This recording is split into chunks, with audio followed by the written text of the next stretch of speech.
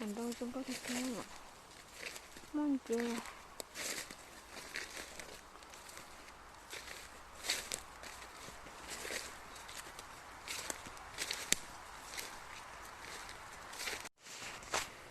Lúc hai nó món chén đâu thịt heo nào, thì chén lớn lớn nào. Yên tôi là nó nè. Sao nhà tên lúc nó. Cho nó là lưng. Tên lúc chén nó lót thịt heo này nè. Xin lưng ta. Về nó cứ lo thân cầu ha. Tụi cả lo thịt heo. Xin lưng ta này ạ. Xin lưng nó cứ chạy rồi. Nó sẽ ăn.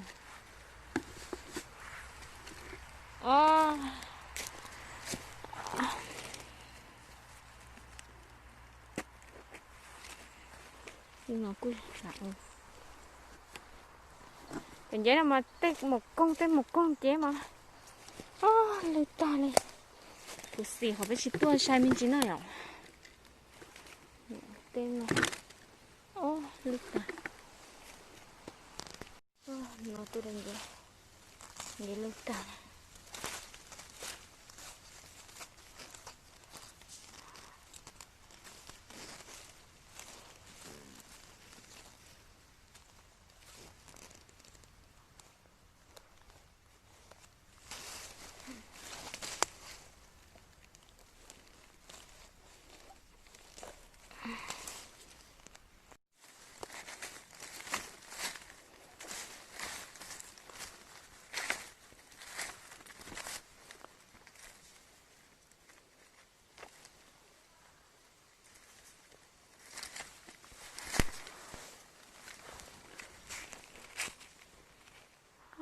Cái lũ thịt heo.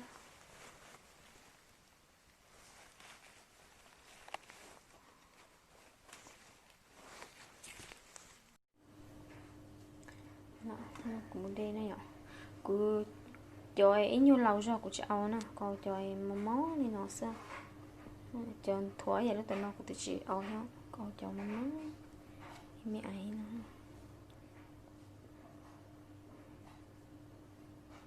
Thì nó mà không nó mà cá theo à thì nó nào.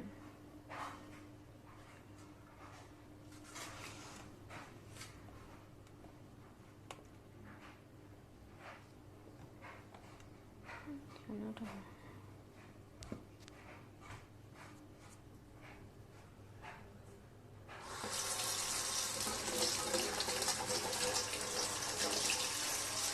Thì nó sống nó để upload nữa.